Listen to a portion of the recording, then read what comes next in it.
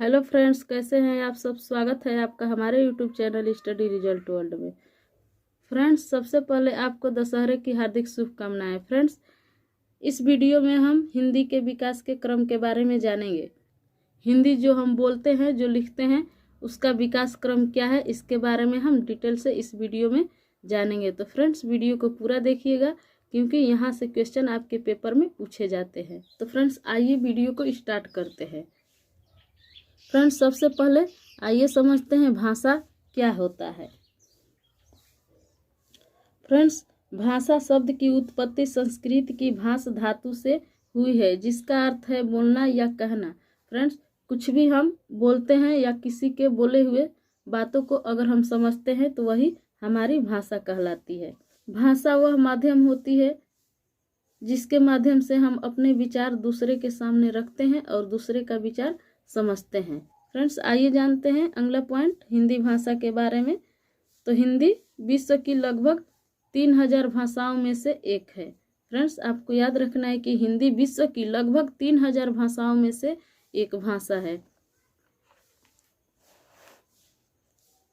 अगला पॉइंट है आकृति या रूप के आधार पर हिंदी वियोगात्मक या विश्लिष्ट भाषा है। फ्रेंड्स, यहाँ से क्वेश्चन आपके पेपर में देखने को मिलते हैं कि आकृति या रूप के आधार पर हिंदी किस प्रकार की भाषा है। तो आपको याद रखना है कि आकृति या रूप के आधार पर हिंदी वियोगात्मक या विश्लिष्ट भाषा है।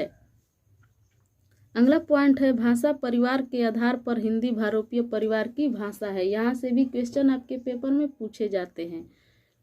हिंदी किस परिवार की भाषा है, तो आपको याद रखना है कि हिंदी भारोपीय परिवार की भाषा है।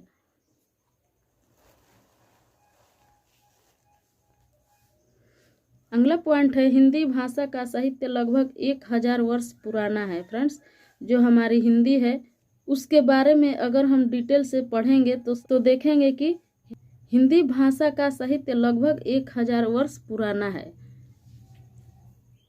अगला है सामान्यतः प्राकृतिक की अंतिम अपभ्रंश भाषा से ही हिंदी साहित्य का विकास माना जाता है। फ्रेंड्स, जो हमारी हिंदी है सामान्यतः अपभ्रंश से इसका विकास माना जाता है, लेकिन अनेक साहित्यकार अपभ्रंश की अंतिम अवस्था अवहट से हिंदी का उद्भव स्वीकार करते हैं। फ्रेंड्स, अनेक साहित्यकार ऐसे भी हैं जिन्होंने अवहट से हिंदी का विकास को स्वीकार किया है, लेकिन सामान्यतः हिंदी का विकास अपभ्रंश से ही हुआ है।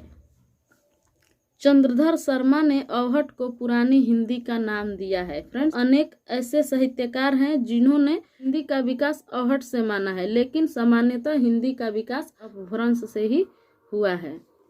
अगला पॉइंट है हिंदी की आदि जननी भाषा संस्कृत है। फ्रेंड्स, हिंदी की आदि जननी जो भाषा है वह संस्कृत है, यानी कि हिंदी की सबसे पहला विकास का क्रम देखेंगे तो सबसे पहले संस्कृत की नंबर आती है। इस प्रकार हिंदी की आदि जननी भाषा संस्कृत है, अर्थात हमारी प्राचीनतम भाषा संस्कृत है। सबसे पुरानी जो भाषा है वह हमारी संस्कृत है। यहाँ से भी क्वेश्चन आपके पेपर में कई बार पूछे जाते हैं कि हिंदी की आदि जननी भाषा क्या है, तो आपको बताना है कि हिंदी की आदि जननी भाषा संस्कृत है। फ्रेंड्स, अगला पॉइंट है संस्कृत को दो भागों में बांटा जाता है। पहला है वैदिक संस्कृत और दूसरा है लौकिक संस्कृत। वैदिक संस्कृत वह संस्कृत है जिसमें वेदों की रचना की गई है, वह वैदिक संस्कृत है। लौकिक संस्कृत वह संस्कृत है जिसको लोग बोलचाल की भाषा में प्रयोग करते हैं। लौकिक संस्कृत यह बोलचाल की भाषा थी और वैदिक संस्कृत जिसमें वेदों की रचना हुई है उसको वैदिक संस्कृत कहते हैं। इस प्रकार संस्कृत को दो भागों में बांटा गया है। फ्रेंड्स, आइए जानते हैं हिंदी का विकास क्रम।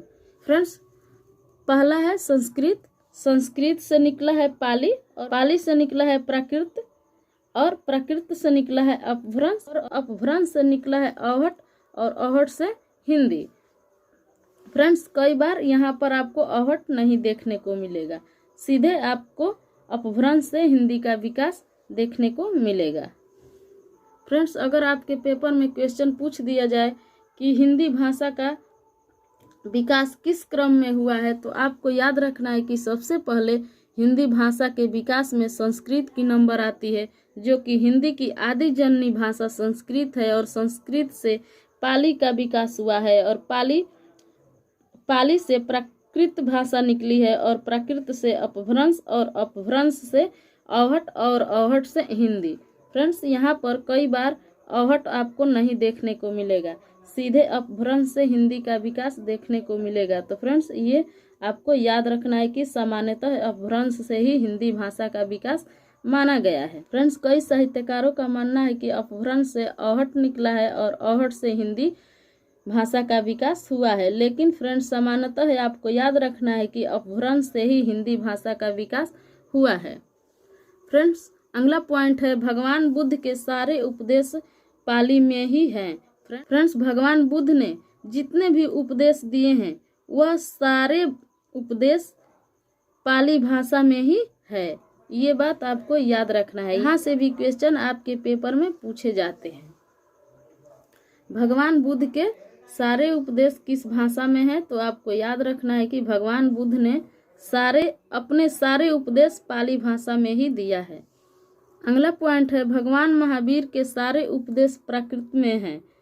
भगवान बुद्ध ने सारे उपदेश पाली में दिए हैं और भगवान महावीर ने सारे उपदेश प्राकृत में दिए हैं।